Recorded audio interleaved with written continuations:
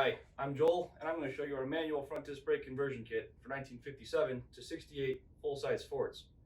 Part number FC0025-405X. And this kit fits cars like the Galaxy and Fairlane, or you can check out the full list of applications on our site. This kit includes everything you'll need to install cross-drilled and slotted disc brakes to the original drum brake spindles currently on your car. Here's an in-depth look at what's included. We provide the installation instructions, as well as the cast iron dual bowl master cylinder, the brake line needed to route from the new master cylinder to your factory distribution block, and we also include an adjustable combination valve, which allows you to fine-tune the amount of brake pressure at the rear brakes. And for cars needing a pressure switch to activate the taillights, this block has one built in.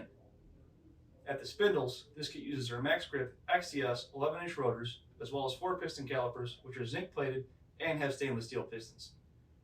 We also include all the mounting brackets, hardware, and brake lines needed to complete the install. And if you're looking to add a little color to your car, we've got red and black powder coated caliper upgrades available. Want to share photos and videos of your ride?